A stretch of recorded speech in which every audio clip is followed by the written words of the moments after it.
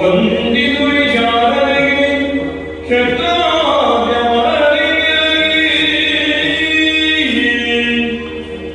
ನಾಂದಿಯಲ್ಲಿ ವರವ್ಯಾಸ ಮುನಿ ಪದ ದ್ವಂದ್ವಕಾರನಾಗಿ ಕವಿಗಳ ಸಂಗಳಿಗೆ ಬರಲು ಕೇಳುವಿರಿ ಕಥಾ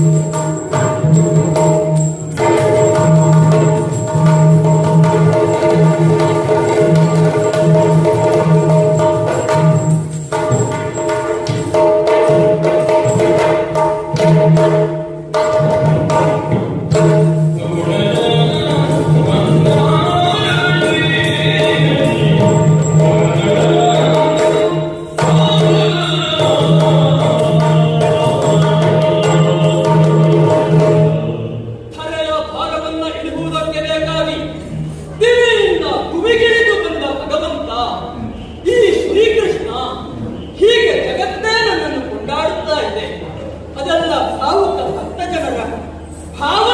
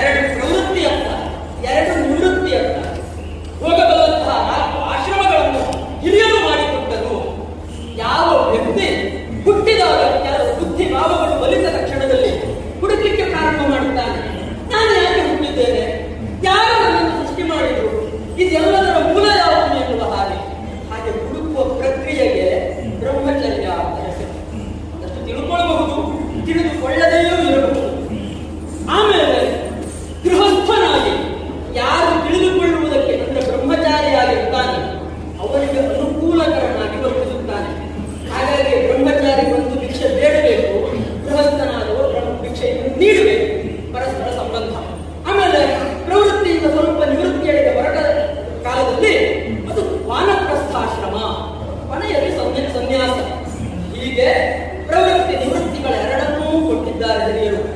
ಯಾರಿಗೆ ನಿವೃತ್ತಿ ಕಷ್ಟವೋ ಅವರು ಪ್ರವೃತ್ತಿಯಲ್ಲಿಯೇ ಇದ್ದುಕೊಂಡು ಆ ಪರತತ್ವದ ಕುರಿತು ಚಿಂತನೆ ಮಾಡಬೇಕು. ಹಾಗೆ ಚಿಂತನೆ ಮಾಡುತ್ತಾ ತೊಡಗಿದರೆ ಕೃಷ್ಣ ಯಾರು, ಕೃಷ್ಣ ಹೇಗೆ ಅವತಾರಿ, ಇದೆಲ್ಲ ವಿಷಯಗಳು ಸ್ಪಷ್ಟವಾಗಿ ಗೊತ್ತಾಗ್ತದೆ.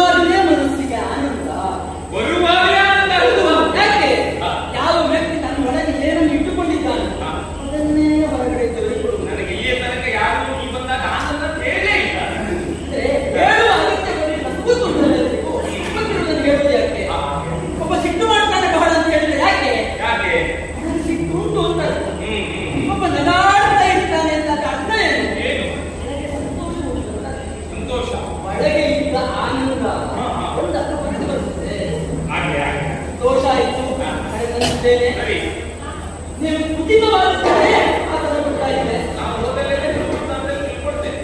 ಗೃಹಸ್ಥನಾದರೂ ಉಪಚಾರ ಮಾಡಬೇಕು ಅಂತ ಉಂಟು. ಮಾಡಬೇಕು ಅಂತ ನೋಡಿದ್ರೆ ಸಮಸ್ಯೆ ಉಂಟು. ಎರಡೇ ಕಾಲ ಉಂಟಲ್ಲ. ಅಂದ್ರೆ ಮದುವೆನಾದ್ರೂ ಇಟ್ಟಿದ್ರೆ ಹೌದು, ನಿನಗೆ 1000 ಎಷ್ಟು ಉಂಟಲ್ಲ, 16,000 ಇಟ್ಟು ಅದು ತೊಳ್ಕೊಳ್ಳಿಕ್ಕೆ. ನಾವು 16,900 ಜನ ಸೇರಿ ಹಾ. ಕೊಳೆಯುವುದು ಎರಡೇ ಮುಂದೆ ಉಂಟಲ್ಲ. ಎಲ್ಲ ಕರ್ಕೊಂಡು ನೀವು ತೊಳಿಲಿಕ್ಕೆ ಪ್ರಾರಂಭ ಮಾಡಿದೆ, ಮತ್ತೆ ನಾನು ಇಲ್ಲಿ ಹೋಗ್ಬೇಕಾಗುದಿಲ್ಲ. ಸ್ವಲ್ಪನೇ ಅಷ್ಟೇ. ಮುಂದೆ ಉಂಟಾಗ್ತಲ್ಲ. ಮತ್ತೆ ಈ ಮುಖ ಬೇಕಿತ್ತು. 14 ಬೇಕಿತ್ತು. ಯಾಕೆ ಈಗ ಮಂಗಳಾರತಿ ಮಾಡಿ ಮುಖಕ್ಕೆ ಮಂಗಳಾರತಿ ನೋಡುದು. ಎಲ್ಲ ಒಂದಾಗಿ ಭಕ್ತಿಯಿಂದ ಭಾವದಿಂದ ಮಂಗಳಾರತಿಯನ್ನು ಮಾಡಿ ಆಮೇಲೆ ತೀರ್ಥ ಪ್ರಸಾದ ತಗೊಳ್ಳುವುದು. ಚತುರ್ಮುಖ ಬ್ರಹ್ಮನಾಗಿ ನಮ್ಮ ಅಪ್ಪನಾಗಿ ಹಾ. ಎಲ್ಲ ಕಡೆ ಆದ್ರೆ ಏನು ಆ ಅನುಕೂಲತೆಗಳಿಲ್ಲ. ಯಥಾಸಾಧ್ಯವಾದ ಉಪಚಾರವನ್ನು ಮಾಡಿದ್ದೇನೆ. ಇದು ಸುದ್ದಿ ಹೇಳುವ ಈ ಪ್ರಪಂಚದಲ್ಲಿ ಅತಿಥಿ ಅಂತಿದ್ದವರು ಇಬ್ಬರೇ. ಒತ್ತಿಗೆ ಅಂತ ಹೇಳ್ತಿದ್ರೆ ಅಂದ್ರೆ ಯಾರು? ನಾವು ಕರೆದು ಬರುವವರು ಅಭ್ಯಾಸ. ಹೌದು, ಕರೆಯದೆ ಅನಿರೀಕ್ಷಿತವಾಗಿ ಬರುವವರು ಅತಿಥಿಗಳು. ಅವರು ಮಾತ್ರ ಹಾಗಾಗಿ ಇವರನ್ನು ನಾವು ಅತಿಥಿಯಾಗಿ ಕರೆದಿದ್ದೇವೆ, ಬಂದಿದ್ದಾರೆ, ಸಂತೋಷ ಉಂಟು ಅಂತ ಹೇಳಿದ್ರೆ ತಪ್ಪಾಗ್ತದೆ. ಹೌದು. ಯಾರಿಗೂ ಬಂದಿದ್ದಾರೆ ಅಂತ ಆಗ್ಬೇಕು. ಹಾ. ನಿಜವಾದ ಅತಿಥಿಗಳು ಯಾರು ಪ್ರಪಂಚದಲ್ಲಿ? ಒಂದನೆಯವರು ಒಬ್ಬ ಯಮ ಬಿಟ್ರೆ ನಾನು. ಸರಿಯಾಗಿದೆ. ಒಬ್ಬ ಯಮ ಮತ್ತೊಬ್ಬ ತಾರತಮ್ಯ ತೆಗಿಲಿಕ್ಕೆ. ಅನಿರೀಕ್ಷಿತವಾಗಿ ಬರುವುದು ಅಷ್ಟೇ, ಮತ್ತೇನಲ್ಲ. ಅದರಲ್ಲಿ ಒಂದುಂಟು. ಯಮ ಸರಿಯಾದ ತಿಥಿಯನ್ನು ನೋಡಿ ತಿಥಿ ಮಾಡಿಸುವುದಕ್ಕೆ ಅನುಭವ ಯಾವ್ದಾದ್ರು. ನಾವು ಆಗಲ್ಲ, ತಿಥಿ ಮೀರುವುದರೊಳಗೆ ಹೋಗುವುದ ಕಟ್ಟಿ ಕೊಡುವುದು. ಏನಿಲ್ಲ, ಬಂದಾಗ ಕೆಲವರದೆಲ್ಲ ಸ್ಥಿತಿ ಆಗಿದೆ, ಇರ್ಲಿ ತೊಂದರೆ ಇಲ್ಲ. ಬೇಕಾದ ಉಪಚಾರಗಳನ್ನೆಲ್ಲ ಮಾಡಿದ್ದೇನೆ. ಅಯ್ಯೋ, ಊರಿನ ಕಥೆ ಗೊತ್ತಾಗ್ಬೇಕಾ? ಹೌದು. ಮನೆ ಹೆಂಗಸರು. ಹಾ, ಓ, ಆ ಮನೆಯಲ್ಲಿ ಏನಾಗಿದೆ ಅಂತೆ, ಹಾ. ಆ ಮನೆಯ ಜೊತೆಗೆ ಅದರ ಪಕ್ಕದ ಮನೆಯ ಸುತ್ತು ನಮ್ಗೆ ಗೊತ್ತಾಗ್ತದೆ. ಹಾಗೆ ಹೌದು. ಮಾತಾಡ್ತಾ ಇರ್ತಾರೆ. ನನಗೆ ಅನುಕೂಲ, ಹಾ. ಇಡೀ ರಾಜ್ಯಕ್ಕೂ ಗೊತ್ತಾಗ್ತದೆ, ಯಾಕಂದ್ರೆ ಸಂಖ್ಯೆ ಜಾಸ್ತಿ ಹೆಚ್ಚುಂಟಲ್ಲ. ಹೌದು. ಆದ್ರೆ ಪ್ರಪಂಚದ ಕಥೆ ಗೊತ್ತಾಗ್ಬೇಕು ಅಂತ ಆದ್ರೆ ಆ ಹೆಂಗಸರಿಗೆ ಎಂತ ದೊಡ್ಡವರ ನಾರಾಯಣ. ಅಂದ್ರೆ ಹೆಂಗಸರ ಸಾಲಿಗೆ ಸಿಗ್ತಿಲ್ಲ. ಹಾಗಾದ್ರೆ ಹೇಳಿ, ಪಕ್ಕದ ಹೇಳುವುದಲ್ಲ ನೀನೇ. ಹಾಗೆ ಹಾಗೆ ಹಾಗೆ. ಅದಕ್ಕಿಂತ ಹೆಚ್ಚು ನನಗೆ ಸಂಗ್ರಹ ಇರ್ತದೆ. ತಿರ್ಗಾಟ. ಏನು ಎಲ್ಲಿ ತಗೊಂಡೆ, ಹಾ. ಎಲ್ಲಿಗೂ ಹೋಗುವ, ಹಾ. ಇನ್ನೂ ಹೆಚ್ಚು ಹೊತ್ತಿಗೆ ಇರುವವನು. ಅಂದ್ರೆ ಬೇಡ ಅಂತ ಹೇಳುವುದಿಲ್ಲ. ಹೇಳು, ಯಾಕೆ ಸಮಸ್ಯೆ ಮಾಡುದು ಬೇಡ. ಹಾಗೆ ಏನುಂಟು ವಿಚಿತ್ರ ವಿಶೇಷ? ನಿಜವಾಗಿ ಹೇಳ್ತೇನೆ, ನನಗೆ ಇವತ್ತಿಗೆ ಬರಬೇಕು ಅಂತಲೇ ಮನಸ್ಸಿರಲಿಲ್ಲ. ಆದ್ರೂ ಒಂದೇ ನಾನು ಇವತ್ತಿಗೆ ಅಂದ್ರೆ ಏನು ಬರುವುದಕ್ಕೆ ಮನಸ್ಸಿಲ್ಲದೆ ಬಂದು ಕುಳಿತು ಒಟ್ಟಿಲ್ಲ. ಬಂದ ಮೇಲೆ ಮನಸ್ಸಿನಿಂದ ಇಲ್ಲಿ ತೊಡಗಿಕೊಂಡಿದ್ರು ಸಾಕು, ನಮಗೆ ಅದೇ ಬೇಕಾದದ್ದು ಅಲ್ವಾ? ಒಂದು ಮತ್ತೆ ಬೇರೆ ಏನು ಮಾತಾಡುವುದು ಆಲೋಚನೆ ಮಾಡಿದ್ರೆ ಸಾಕು. ಆಗ ತಲೆ ಬಿಸಿ ಮಾಡ್ಲಿಕ್ಕಿವೆ. ಆದ್ರೂ ದೇವರೇ, ವಿಶೇಷ ಏನುಂಟು ವಿಶೇಷ ಏನುಂಟು ಅಂತ ಹೇಳು. ಇಲ್ಲಿಯ ತನಕ ಮುಂದೆ ಹೇಳು. ಲೋಕ ಕಲ್ಯಾಣ ಆಗಬೇಕು ಎನ್ನುವುದಾಗಿ ಈ ರೀತಿಯಲ್ಲಿ ಮುಂದುವರಿಯುವುದಕ್ಕೆ ನಾನು ಸಹಕಾರಿಯಾಗುವುದು ಅಲ್ವಾ? ಆಗಲ್ಲ. ಈ ತಿರುಗಾಟವನ್ನ ಈಗೀಗ ಬೇಡ ಅಂತ ಕಾಣ್ತಾ ಉಂಟು. ನಾನು ತಿರುಗಾಟ ಮಾಡುವುದು ಬಿಡಬೇಕು ಅಂತಿದ್ದೇನೆ. ಈ ಮಂತಲ್ಲ ಬಹಳಷ್ಟು ಜನ ಹಾಗೆ ಹೇಳುದು, ಏನು? ಬಿಡ್ತೇನೆ ಇನ್ನು ಹೋಗುವುದಿಲ್ಲ. ಹಾ. ಹೇಗೆ ಮುಂದೆ ನೋಡಿದ್ರು ಅವರೇ ಮೊದಲು ಬಂದಿರ್ತಾರೆ. ಅವಕಾಶ ಉಂಟು ಅಂತಾದ್ರೆ ಅವರು ಮೊದಲು ಹೊರಟ್ರೆ ಹಾಗೆಲ್ಲ ಉಂಟು. ಆದ್ರೆ ತಿರುಗಾಟ ಬೇಡ ಅಂತ ಹೇಳುವುದಕ್ಕೆ ಕಾರಣ ಏನು ಗೊತ್ತುಂಟಾ? ಏನು? ನಾನು ಈಗ ಮಾತಾಡ್ತಾ ಇದ್ದೇವೆ ಸತ್ಯ. ಮಾತಾಡ್ತಾ ಇದ್ದೆ ಯಾರ ಬಗ್ಗೆ ಏನು ಮಾಡಿದೆ ಅಂತ ಹೇಳಿದ್ರೆ ಅದು ಕೃಷ್ಣ. ಕೃಷ್ಣ ಕೇವಲ ಕೃಷ್ಣ ಅಲ್ಲ, ಕತ್ತಲೆಯಲ್ಲಿ ಹುಟ್ಟಿದಂತಹ ಕಪ್ಪು. ಹಾಗಾದ್ರೆ ಕತ್ತಲೆಯಲ್ಲಿ ಹುಟ್ಟಿದಂತಹ ಕಪ್ಪಿಗೆ ಹೆಸರೇನು ಅಂತ ಕೇಳಿದ್ರೆ ಅದಕ್ಕೆ ಉತ್ತರ ಬಂದೆ ಮಾಯಿ. ಈ ಜಗತ್ತು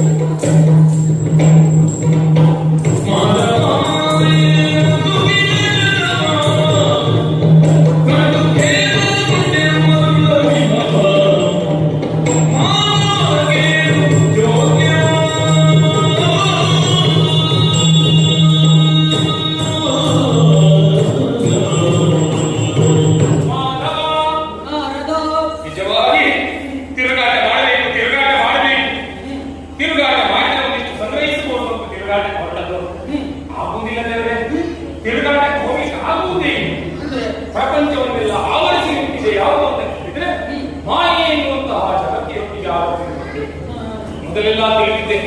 ಮಾಯೆ ಅಂತ ಹೇಳಿದ್ರೆ ಏನೋ ಲೌಕಿಕವಾದಂತಹ ಪ್ರಪಂಚಕ್ಕೆ ದೇವರೇ ಮುಸ್ಲಿಮಿದ್ದಾನೆ ಈ ರೀತಿಯಾಗಿ. ಇಲ್ಲ ದೇವರೇ ಇದೆಲ್ಲ ಅಲ್ವೇ ಅಲ್ಲ, ನನಗೆ ಈಗ ಸರಿ ಅರ್ಥ ಆಯ್ತಲ್ಲ. ನಿಜವಾದ ಗೊತ್ತಾಗುವುದು ಯಾವಾಗ ಅಂತ ಕೇಳಿದ್ರೆ ನೀವು ಕುತ್ಕೊಂಡಿದ್ದಾಗ ನೀವು ಗೊತ್ತಾಗುತ್ತಿಲ್ಲ.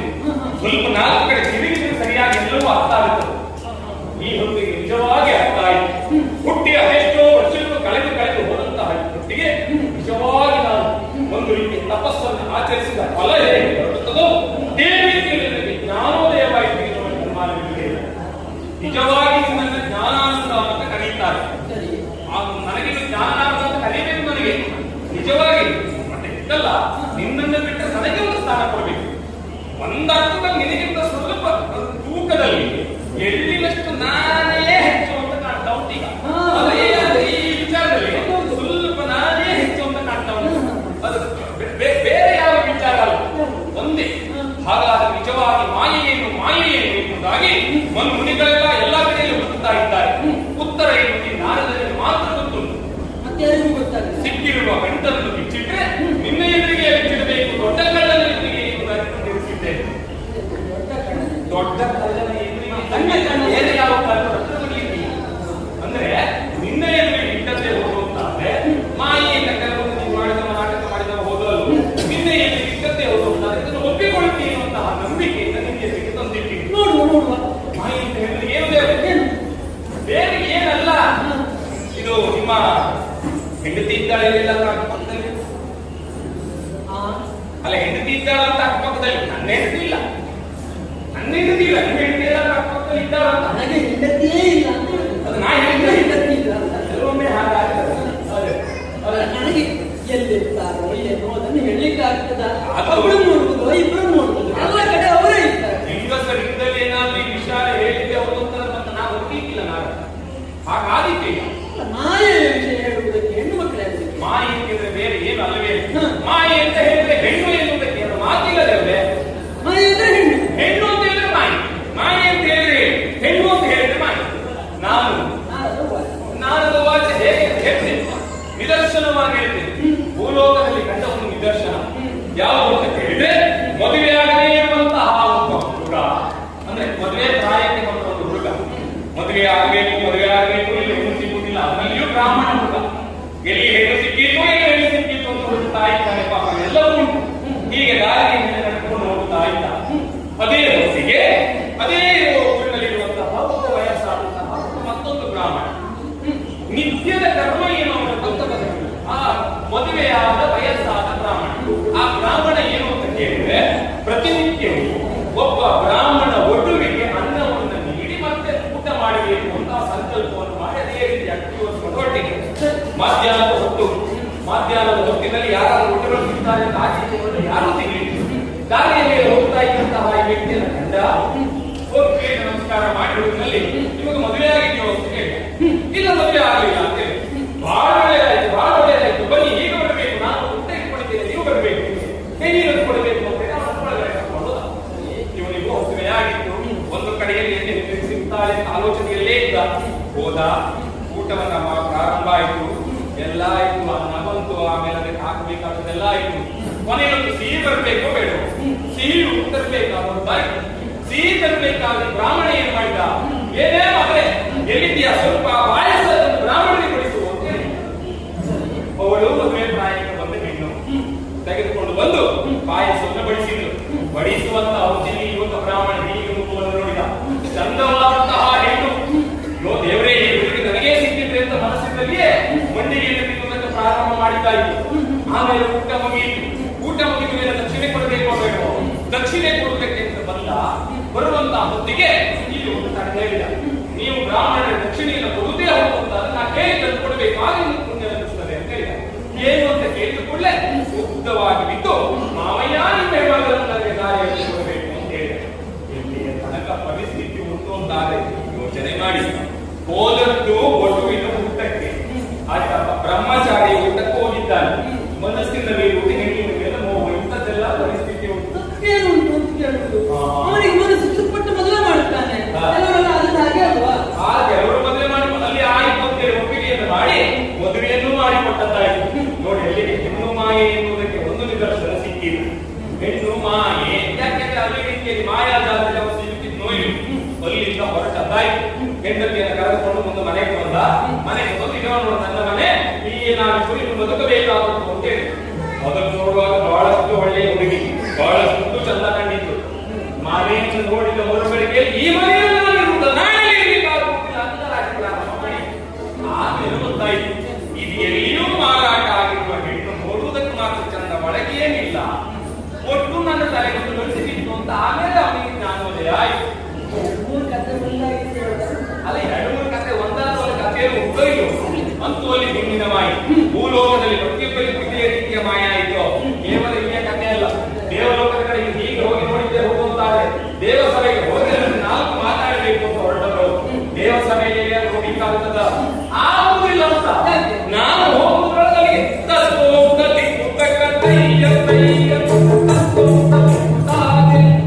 ನಾಟ್ಯ ಅಲ್ಲ, ಸಾಮಾನ್ಯವಾದ ನಾಟ್ಯ ಅಲ್ಲ. ಯಾವಾಗಲೂ ಇದ್ದದಲ್ಲ ಇಂದ್ರ. ಆ ಇಂದ್ರ ರಮ್ಯ, ಊರ್ವಶಿ, ಮೇನಕೆ, ತಿಲೋತ್ತಮ ಯಾರ್ಯಾರಿದ್ದಾರೆ ಅವರದೆಲ್ಲ ನಾಟ್ಯ ಅವರನ್ನು ಮೊದಲು ತಿರುಗಿಕೊಂಡು ಅವ ಬಾಳ್ತಾ ಇದ್ದಾನೆ. ಅವನ ಕಥೆ ಹಾಗಾಯ್ತಾ? ಆಗಲಿ ಅಂತ ಹೇಳಿ ಆ ಈಶ್ವರ ದೇವರಿಗೆ ನಮಸ್ಕಾರ ಮಾಡಬೇಕು ಹೋದರೆ ಈಶ್ವರ ದೇವರಿಗೆ ನಮಸ್ಕಾರ ಮಾಡಿದ. ನಮಸ್ಕಾರ ಮಾಡುವುದಲ್ಲ ಅಂತ ಅವನು ಹೀಗೆ ತೊಳಲಾಡ್ತಾ ಇದ್ದಾನೆ ಅಂತ ಮೋಹದಲ್ಲಿ ಶಿವ ಹೆಣ್ಣಿನ ಮೊದಲು ತೊಳಲಾಡ್ತಾ ಇದ್ದಾನೆ. ತಲೆ ಮೇಲೆ ಉಂಟು, ತೊಡೆ ಮೇಲೆ ಉಂಟು. ಅವನಿಗೆ ಯೋಚನೆ ಮಾಡಿ, ತಲೆ ಮೇಲೆ ಗಂಗೆ ಇದ್ದಾಳೆ, ತೊಡೆಯ ಮೇಲೆ ಪಾರ್ವತಿ ಇದ್ದಾಳೆ. ಎರಡು ಜನರ ಹೆಂಡತಿಯರ ಮಧ್ಯದಲ್ಲಿ ಹೇಗೆ ಬದುಕಬೇಕು ಅಂತ ಗೊತ್ತಾಗದೆ ಅರ್ಧನಾರೀಶ್ವರ ಅಂತ ಹೇಳ್ಕೊಂಡು ಬದುಕ್ತಾ ಇದ್ದಾನೆ. ಎಲ್ಲಿಯಾದ್ರೂ ಪಾಪ ಈಶ್ವರ ಅಂತ ಹೇಳಿದಾಗ ಮೊದಲು ಹೇಳುವುದೇ ಪಾರ್ವತಿ ಪರಮೇಶ್ವರ, ಹೆಂಡತಿ ಹೆಸರೇ ಮೊದಲು ಹೇಳ್ತಾ ಇರುತ್ತೆ, ಈಶ್ವರ ಹೆಸರು ಹೇಳುವವರಿಲ್ಲ. ಅಲ್ಲಿಗೂ ಮೀರಿಲ್ಲ. ನಮ್ಮ ಅಪ್ಪಯ್ಯನೇ ಬಂದವಂತ ನನ್ನ ಅಪ್ಪಯ್ಯನೇ ಕಾಲಿಗೆ ಬಿಡಬೇಕು ಅಂತ ಹೊರಟಿದ್ದೆ ನಾನು. ಅಪ್ಪಯ್ಯ ಲಿಂಗದಲ್ಲಿ ಹೋದಾಗ ಗೊತ್ತಾದತ್ತಲ್ಲ ವಿಚಾರ. ನಮ್ಮ ಅಪ್ಪಯ್ಯನು ಹಿಂದಿನ ಮೋಹಕ್ಕೆ ಇದ್ದವ ಅಂತ ಮತ್ತೆ ಗೊತ್ತಾದತ್ತಲ್ಲ. ನಮ್ಮ ಅಪ್ಪಯ್ಯನಿಗೆ 2-3 ಇಲ್ಲದಿದ್ರು ಆದಿತ್ಯ ಅಂತ ಕೇಳಿದೆ.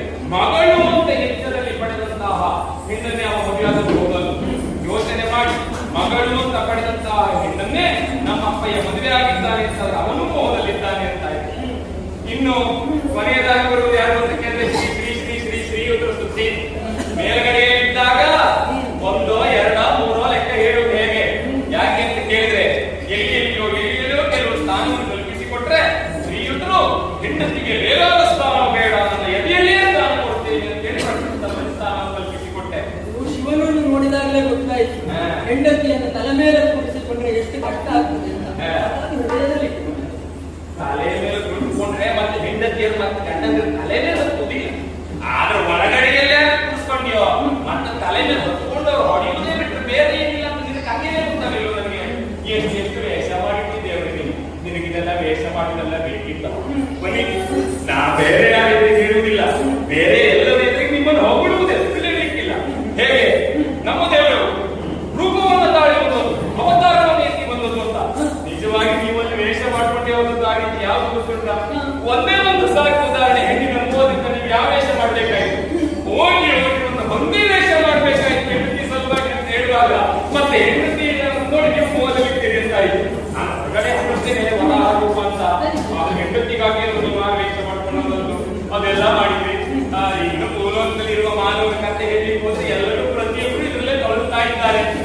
ಆದ್ರೂ ಒಂದುಂಟು ದೇವರೇ, ನನಗೆ ಬಹಳ ಸಂತೋಷ ಆಗ್ತಾ ಉಂಟು, ಬಹಳ ಸಂತೋಷ ಆಗ್ತಾ ಉಂಟು. ಇದನ್ನೆಲ್ಲ ನೋಡಿ ಈ ಪ್ರಪಂಚದಲ್ಲಿರುವಂತಹ ಗಂಡಸರು ಅಂತ ಹೇಳಿಕೊಂಡವರಿಲ್ಲ.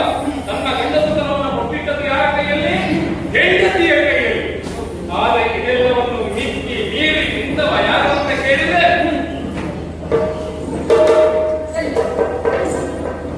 ಯಾರಿದ್ದಾರೆ? ಮಿಕ್ಕಿ ಮೀರಿ ನಿಂತವರು ಯಾರು ಅಂತ ಕೇಳಿದ್ರೆ ಶ್ರೀ ಶ್ರೀ ಶ್ರೀ ಇನ್ನೂ ಗೊತ್ತಾಗಲಿಲ್ಲ. ಏನ್ ಮಾಡಿಕೊಳ್ಳಿ, ನಮ್ಮ ಕಾರ್ಯಕ್ರಮದಲ್ಲಿ ನಾವೇ ಅವರ್ಕೊಂಡು ನಾವೇ ಸನ್ಮಾನ ಮಾಡಿಕೊಳ್ಬೇಕಾದ ಪರಿಸ್ಥಿತಿ ಬರ್ತದೆ. ಯಾಕೆ ಮತ್ಯಾರು ನಾನಿಗೆ ನಾನು ಹೆಣ್ಣು ಎನ್ನುವಂತ ಯಾವ ಮಹತ್ವ ಸಿಗುತ್ತದೆ ನಿಂತದೆ ಹೇಗೆ ನಾನು ನಿಂತಿದ್ದೇನೆ. ಶ್ರೀಮಂತಿ ಇಲ್ಲದ ಶ್ರೀನಾರಾಯಣ ಅಂದ ಶ್ರೀಮಂತಿ ಪರಿಣಯದಲ್ಲಿ ಸ್ವಲ್ಪ ಮೋಹ ಬಂದಿತ್ತು. ಆಮೇಲೆ ಗೊತ್ತಾಯ್ತು ಹತ್ರಕ್ಕೆ ಹೋಗುವಾಗಲೇ ಅಯ್ಯೋ ಹೆಂಡತಿಯನ್ನು ಮಾಡಿಕೊಂಡದ್ದೇ ಹೋಗುವಂತಹ ಏನೇನೋ ಆಗ್ತದೆ ಅಂತ. ಆಗ ಅಲ್ಲಿಂದ ದೂರ ಆದ ಮೇಲೆ ನೋಡಿ ಹೇಗಿದ್ದೇನೆ ಅಂತ. ಆಗ ಹೇಳುದು ಈ ಪ್ರಪಂಚ ಅಂತ ಹೇಳಿದ್ರೆ ಹೆಣ್ಣಿನ ಮಾಯೆ. ಅದರಲ್ಲಿಯೂ ಈ ಅವತಾರದಲ್ಲಿ ಎಷ್ಟು 16,000 ಹೆಣ್ಣೆಲ್ಲ ಕಟ್ಟಿಕೊಂಡು ಸ್ತ್ರೀಯರು ಒದ್ದಾಡುವುದು ನೋಡಿದ್ರೆ ಯಾರ ಮನೆ ಹೋಗ್ಬೇಕು ಅಂತ ಗೊತ್ತಾಗುದಿಲ್ಲ. ಸತ್ಯಭಾಮೆಯ ಮನೆಯ ಮಂದಿರ ಇರುವುದು ಯಾವಾಗ ಕಥಾ ಹಾಕೊಂಡಿರೋದು ಯಾಕೆ ನೀವು ಮದುವೆ ಹೋಗ್ತೀರಿ ಅಂತ. ಆ ಸತ್ಯಭಾಮೆಯ ಮನೆಗೆ ಬಂದ್ರ ಆ ರುಕ್ಮಿಣಿ ಸಿಟ್ಟು ಬರ್ತದೆ, ಆ ಕಡೆ ಹೋದ್ರೆ ನಿಮ್ಮ ರಾಧೆಗೆ ಸಿಟ್ಟು ಬರ್ತದೆ. ಒಟ್ಟಿನಲ್ಲಿ ನೀವೆಲ್ಲ ನೀವು ಒದ್ದಾಡುವುದು ನೋಡಿದ್ರೆ ದೇವರೇ ಏನ್ ಮಾಡಬೇಕು ಅಂತ ಗೊತ್ತಾಗುದಿಲ್ಲ. ಒಳ್ಳೇದು ಒಳ್ಳೇದು ಹಾಗೆ ಹೇಳುವುದು ದೊಡ್ಡ ವಿಷಯ ಅಲ್ಲ. ಆದವರನ್ನ ಹಾಗೆ ಹೇಳುವುದು ಯಾಕೆ ಹೋದವರಿಗೆ ಒಂದಂತೂ ಅರ್ಥ ಆಯ್ತು. ಇಷ್ಟು ಹೊತ್ತಿನ ಮಾತುಗಳಲ್ಲಿ ವಿಷಯ ಕಟ್ಟಾದದ್ದು ನನಗೆ ಹೆಣ್ಣು ಮಾಯ ಅಂತ ಬರೀ ಮಾಯ ತಪ್ಪು ತಿಳ್ಕೊಂಡು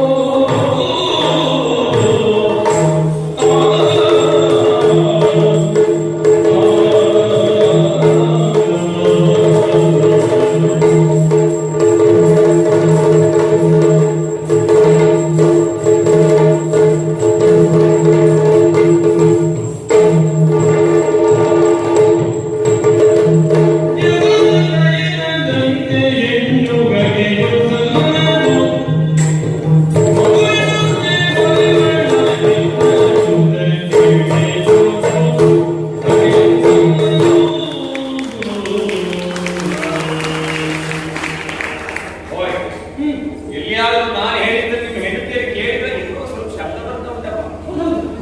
ಹೆಣ್ಣು ಮಕ್ಕಳಿಗೆ ಕೇಳಬೇಕು ಅಂತಾದ್ರೆ ಎದುರೇ ಬಂದು ನಿಲ್ಬೇಕು. ಎಲ್ಲಿ ಹೇಗಾದ್ರೂ ಬರ್ಬೋದು. ಅಯ್ಯಂತಲ್ಲ ಅವರಿಗೆ ದೇವರು ಕೊಟ್ಟ ವರ. ಮದುವೆ ಹೌದಪ್ಪ. ಮಾಡಿಕೊಂಡು ವಿಚಿತ್ರವಾಯಿತು. ಯಾರು ವಿಚಿತ್ರ ಅಂತ ಬೇಕಲ್ಲ. ಮಾಯೆ ಅಂದ್ರೆ ಏನು? ಬ್ರಹ್ಮತತ್ವ ಅಂದ್ರೆ ಏನು? ಎಲ್ಲವನ್ನ ಈಗಾಗಲೇ ಶಾಸ್ತ್ರಗಳಲ್ಲಿ ಋಷಿಮುನಿಗಳು ಚೆನ್ನಾಗಿ ವಿವರಣೆ ಮಾಡಿದ್ದಾರೆ. ನನಗೆ ನಿಜವಾಗ ಅರ್ಥ ಆಯಿತು ಪಾಪ. ಅವರೆಲ್ಲ ಬರ್ತಾರೆ ಯಾಕೆ ಅಂತ ಕೇಳಿದ್ರೆ ಮನೆಯಲ್ಲಿ ಹೆಂಡತಿದ್ದಾಗ ಕಲಿಲಿಕ್ಕಾಗದೆ ಎಷ್ಟು ಬರ್ತಿದ್ದಾರೆ. ಏನು ಯಾರು ಹೆಂಡತಿ? ನೀನ್ ಹೆಂಡತಿ. ನೀನ್ ಹೆಂಡತಿ ಅಂತ ಮಾಡ್ತಾಳೆ ಅಂತ ನಾನು ಮಾಡ್ತೇನೆ. ಹಾಗೆಲ್ಲ ಹೆಂಡತಿ ಹೆದರುವಲ್ಲ. ನಾನು ನಿನ್ನ ಹಾಗೆ ಗಂಟ ಗೊತ್ತಾಯ್ತಾ? ಹಾಗೆ ಹಾಗೆ ಹೇಳಬೇಕು. ನನಗೆ ಹೋದ್ಮೇಲೆ ಗೊತ್ತಾಗುತ್ತೆ ಒಬ್ಬೊಬ್ಬರ ಕಥೆ ಅಂತ ಗೊತ್ತಾ? ಇರ್ಲಿ ಅದೇ ವಿಷಯ ಅಲ್ಲ. ಮಾಯೆ ಅಂದ್ರೆ ಏನು? ಬ್ರಹ್ಮತತ್ವ ಅಂದ್ರೆ ಏನು? ಅರ್ಥ ಮಾಡಿಕೊಳ್ಬೇಕು ನೀವು.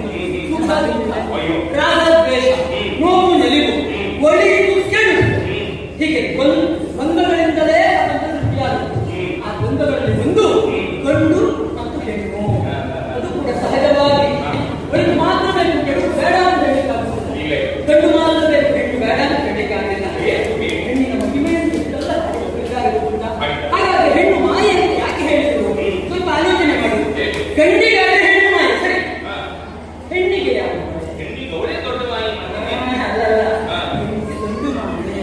ಹಾಗಾದ್ರೆ ಹೆಣ್ಣು ಮಾಯೆ ಅಂತ ವಿವರಣೆ ಮಾಡಿದ್ದಾರೆ ಶಾಸ್ತ್ರದಲ್ಲಿ. ಹೇಗೆ? ಪುರುಷ ಎನ್ನುವ ಶಬ್ದದಿಂದಲೇ ಈ ಶಾಸ್ತ್ರಗಳನ್ನು ಬಂದಿದ್ದಾರೆ. ಪುರದಲ್ಲಿ ಇರುವ ಅಥವಾ ಪುರವನ್ನು ಹೊತ್ತವ ಪುರುಷ. ಹಾಗಾಗಿ ದೊಡ್ಡವ. ಆ ಆತ ಅದು ಗಂಡೇ ಆಗಬೇಕು, ಹೆಣ್ಣು ಅಲ್ಲ. ಹೆಣ್ಣು ಅಲ್ಲ. ಪುರ ಅಂದ್ರೆ ದೇಹ. ಯಾರು ದೇಹದಲ್ಲಿ ಇರುತ್ತಾರೆ ಅವರೆಲ್ಲ ಪುರುಷರೇ. ಹಾಗಾಗಿ ವೇದದಲ್ಲಿ ಶಪ ಅಲ್ಲ, ಅದಲ್ಲ, ಅದು ಗಂಡಿನಲ್ಲೇ ಹೇಳಲಿಕ್ಕಾಗ್ತದೆ. ಆದರೆ ಯಾಕೆ ವೇದದಲ್ಲಿ ಗಂಡು ಹೆಣ್ಣು ಆತ್ಮ ಅನ್ಮ ಹೇಳಿ ಆಗುವುದಿಲ್ಲ. ಹಾಗಾಗಿ ಒಂದನ್ನೇ ಹೇಳಿದ್ರು. ಅದನ್ನೇ ತಪ್ಪಾಗಿ ತಿಳಿದು ಹೆಣ್ಣನ್ನು ಕಡಿಮೆ, ಹೆಣ್ಣನ್ನು ಮಾಯೆ ಅಂತ ತಾತ್ಸಾರ ಮಾಡಿರುವುದೇನು ಕಡಿಮೆ ಇಲ್ಲ. ಇಲ್ಲ ನಾವಲ್ಲ. ಆಲೋಚನೆ ಮಾಡಿ ನೋಡು. ನಮ್ಮ ಸಂಸ್ಕೃತಿಯಲ್ಲಿ, ನಮ್ಮ ಧರ್ಮದಲ್ಲಿ, ನಮ್ಮ ಶಾಸ್ತ್ರದಲ್ಲಿ ಹೆಣ್ಣಿನ ಕುರಿತಾಗಿ ಎಷ್ಟು ಮಹತ್ವವನ್ನು ಹೇಳಿದ್ದಾರೆ. ಯಾವನೇ ಒಬ್ಬ ವ್ಯಕ್ತಿ ತಾನು ಸನ್ಯಾಸಿಯಾದಂತಾದ್ರೆ ತನ್ನ ಎದುರಿಗೆ ಬಂದ ತನ್ನ ತಂದೆಯನ್ನೇ ಆದು ಅಪ್ಪ ಅಂತ ಕರೀಲಿಕ್ಕಿಲ್ಲ, ಕಾಲಿಗೆ ಬೀಳಲಿಕ್ಕಿಲ್ಲ. ಅವನ ಹೆಸರಿಟ್ಟು ಮಾತಾಡಲಿಕ್ಕೆ ಅಂದ್ರೆ ಅವರು ಸುಮ್ಮನೆ ಇರ್ತಾರೆ ಅಂತ ಅಲ್ವಾ? ಅದು ಶಾಸ್ತ್ರ. ಆದರೆ ಅದೇ ಶಾಸ್ತ್ರ ಹೇಳುತ್ತದೆ, ಸನ್ಯಾಸಿಯಾದವನ ಅಮ್ಮ ಎದುರಿಗೆ ಬಂದು ನಿಂತಗೊತ್ತಾದ್ರೆ ಅವಳಿಗೆ ಹೆಸರು ಹಿಡಿದು ಯಾರೋ ಬೇರೆಯವರು ಮಾತಾಡಿಸುವುದಲ್ಲ, ಅಮ್ಮ ಎನ್ನುವ ಹಾಗೆ ಕರೆದು ಅವಳ ಕಾಲಿಗೆ ಬಿಟ್ಟು ನಮಸ್ಕಾರ ಮಾಡಬೇಕು ಅಂತ ಶಾಸ್ತ್ರ ಹೇಳ್ತದೆ. ಯಾಕೆ? ಹೆಣ್ಣಿನ ಮಹತ್ವ ಅಲ್ಲ. ಮತ್ತೆ ಅಮ್ಮ ನೀನು ನನ್ನನ್ನು ಹುಟ್ಟಿಸಿ ನನ್ನ ಸನ್ಯಾಸಿ ಮಾಡಿಬಿಟ್ಟಿಯಲ್ಲ, ಹಾಗಾಗಿ ನೀನು ದೊಡ್ಡ ನಮಸ್ಕಾರ ಅಂತ ಮಾಡೋದಕ್ಕೆ ಅವಕಾಶ ಕೊಟ್ಟಿದ್ದೀನಿ. ನೀನು ಅಮ್ಮನಿಗೆ ಹಾಗೆ ನನಗೆ ಅಮ್ಮನಿಗೆ ಅಮ್ಮ ಇಲ್ಲಲ್ಲ.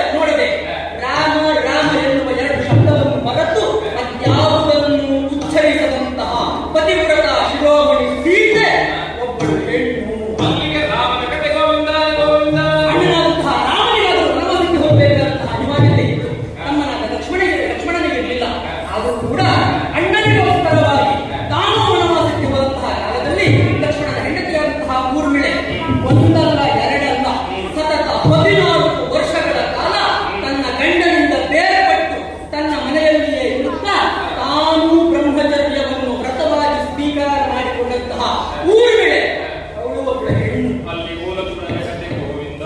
ಅದಕ್ಕೆ ಮುಗಿಲಿಲ್ಲವಪ್ಪ. ಮತ್ತೆ ತನ್ನ ಗಂಡನಾದಂತಹ ರಾವಣ ಸಾವಿರ ಸಾವಿರ ಹೆಂಗಳೆಯರ ಮಾನವನ್ನು ಕಳೆದವ, ಸಾವಿರಾರು ಜನರನ್ನು ಕೊಂದವ.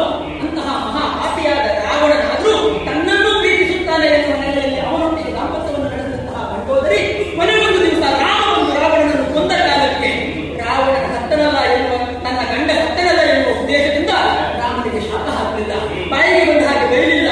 ತನ್ನ ಗಂಡ ಸತ್ತದ್ದರಿಂದ ಲೋಕದ ಪೀಡೆ ಪರಿಹಾರ ಆಯಿತು ಎನ್ನುವ ಹಾಗೆ ನಂಬಿಕೊಂಡು ಬಂದ ಮಂಡೋದರಿ ಒಬ್ಬಳು ಹೆಣ್ಣು ನೆನಪಿಟ್ಟು ರಾವಣನ ಕಥೆ ಗೋವಿಂದ. ಅಷ್ಟೇ ಮುಗಿಲಿಲ್ಲವಪ್ಪ. ಮತ್ತೆ ಬೇಕಾದಷ್ಟು ಜನ ಇದ್ದಾರೆ. ಬೇಕಾದ ಕಥೆ ಹೇಳ್ತೀರಿ. ಎಲ್ಲರೂ ಹೆಣ್ಣಿಗೆ ಗೋವಿಂದ ಹಾಕಿಕೊಂಡವರಿಗೆ ಸಿಕ್ಕಿಲ್ಲ. ಇಲ್ಲಪ್ಪ, ಹೆಣ್ಣು ಅಂತ ಹೇಳಿದ್ರೆ ಮಾಯ ಅಲ್ಲ. ಹೆಣ್ಣೇ ಬ್ರಹ್ಮ, ಹೌದು. ಹರಿಯೇ ಸತಿ ಗುಣದ ಭವಿನಿ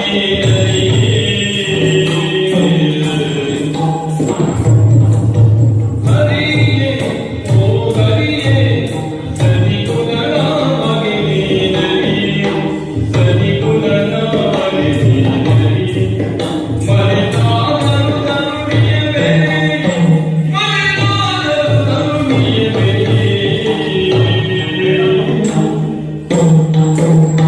ಹರಿ ಹರಿ ಮೋ ಹರಿ ಪುರುಷನ ಶ್ರೇಷ್ಠ ಹರಿ ಹರಿ ಮೋ ಹರಿ ಹರಿ ಹರಿ ಮೋ ಹರಿ ಪುರುಷನ ಶ್ರೇಷ್ಠ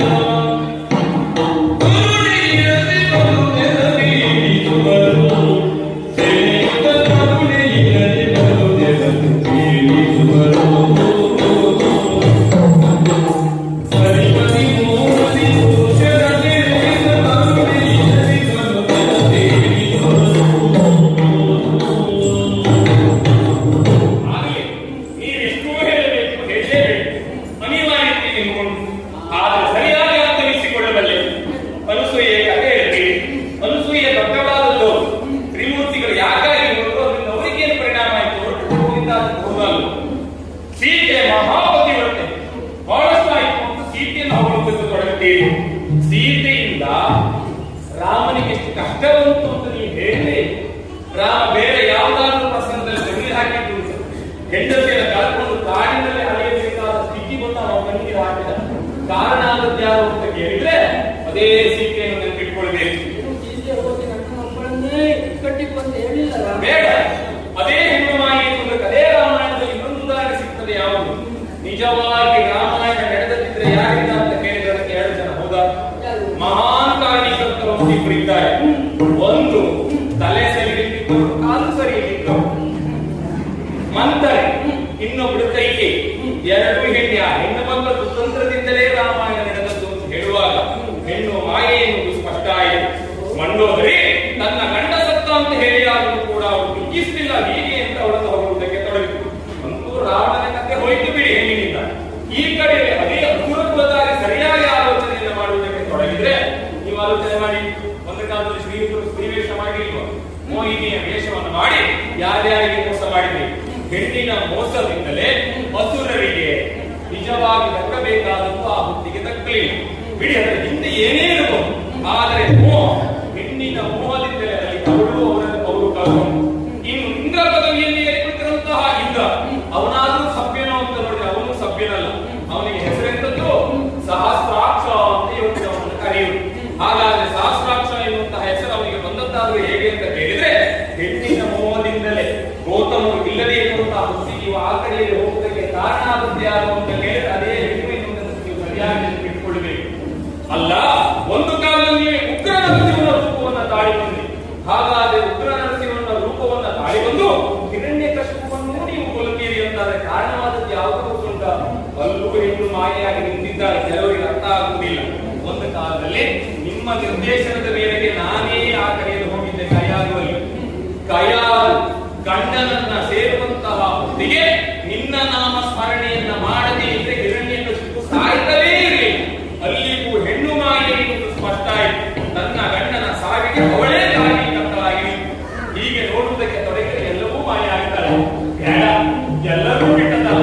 ನಮ್ಮಂತಹ ಋಷಿಮುನಿಗಳನ್ನೂ ಬಿಟ್ಟಿಲ್ಲ ಎನ್ನುವುದಕ್ಕೆ ಸಾಕ್ಷಿ ಸಾಮಾನ್ಯನವರಲ್ಲವೇ ನೋಡಿ. ಒಂದು ಕಾಲದಲ್ಲಿ ವಿಶ್ವಾಮಿತ್ರರು, ಹೌದಾ? ವಿಶ್ವಾಮಿತ್ರರು ಏನ ಪಾಪ ಅವರೊಬ್ಬರು ಇಳಿದು ಮಾತಾಡೋದು ಅಲ್ಲಿಗೆ ಎಷ್ಟೋ ವರ್ಷಗಳ ಕಾಲ ತಪಸ್ಸನ್ನೆಲ್ಲ ಅವರು ಬಿಡಬೇಕಾದ ಸ್ಥಿತಿ ಬಂತು. ಹೆಣ್ಣು ಮಾಯೆ ಎನ್ನುವುದಕ್ಕೆ, ಮೋಹ ಎನ್ನುವುದಕ್ಕೆ ಅಲ್ಲಿಯೂ ಸಾಕ್ಷಿಯಾಗಿ ಕಥೆ ಸಿಗುತ್ತದೆ. ಹೀಗೆ ಹುಡುಕ್ತಾ ಹೋದ್ರೆ ಎಲ್ಲಾ ಪ್ರಸಂಗದಲ್ಲೂ ಬೇಡ ದೇವರೇ, ನೀವು ನಿಜವಾಗಿ ಇಲ್ಲಿ ಇರಬೇಕಾಗಿತ್ತ, ನಿಮಗೆ ಇಲ್ಲಿ ಈ ವೇಷದಲ್ಲಿ ಇರಬೇಕಾದ ಅನಿವಾರ್ಯತೆ ಇರಲಿಲ್ಲ, ನೀವು ನಿಜವಾಗಿ ಇರಬೇಕಾದದ್ದು ಎಲ್ಲಿ ಅಂತ ಕೇಳಿದ್ರೆ ಕಾಲ್ಗಳ ಮೇಲೆ ಶೇಷ ಶಯನನಾಗಿ ಲಕ್ಷ್ಮೀ ದೇವಿಯಿಂದ ಕಾಲನ್ನು ಬಿಟ್ಟುಕೊಳ್ಳಬೇಕಾದಂತಹ ಹೊತ್ತು. ಆದ್ರೂ ನೀವು ಬಹಳಷ್ಟು ವೇಷ ಮಾಡುವ ಅನಿವಾರ್ಯತೆ ಬಂದದ್ದು ಯಾಕೆ ಅಂತ ಕೇಳಿದ್ರೆ ಹೆಣ್ಣಿನಿಂದಲೇ ಹೌದು ಸ್ವಲ್ಪ ಆಲೋಚನೆ ಮಾಡಿ. ಆ ಖ್ಯಾತಿ ಇಲ್ಲ ಅಂತಾದ್ರೆ ನಿಮಗೆ ಶಾಪವೂ ಸಿಕ್ಕಿರಲಿಲ್ಲ, ನೀವು ಈ ಅವತಾರ ಇಲ್ಲಿ ಬರಬೇಕಾದ ಅನಿವಾರ್ಯತೆ ಇರಲಿಲ್ಲ. ಅದು ನನಗೆ ಅರ್ಥ ಆಗ್ತದೆ. ಎಲ್ಲಾ ಕಡೆಯಲ್ಲಿ ಸೇರಿದ್ದಾರೆ, ನನಗೆ ಸರಿ ಗೊತ್ತು. ನಾನು ಮದುವೆ ಆಗದಿದ್ರು ಈ ಗಂಡನಿಗೆ ಹೇಗೆ ಅಂತ ನನಗೆ ಮನಸ್ಸು ಸರಿ ಗೊತ್ತಾಗಿದೆ.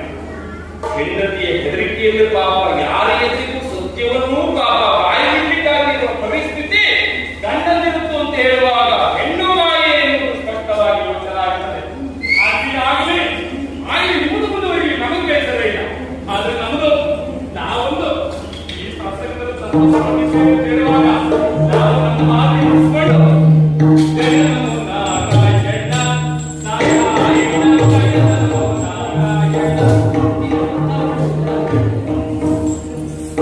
ಶ್ರುತಿಗೆ ಮೂಲ ಯಾರು ಅಂತ ಕೇಳಿದ್ರೆ ಸರಸ್ವತಿ. ಸರಸ್ವತಿಯು ಮಾಯೆ. ಆದಾಗ ಶ್ರುತಿ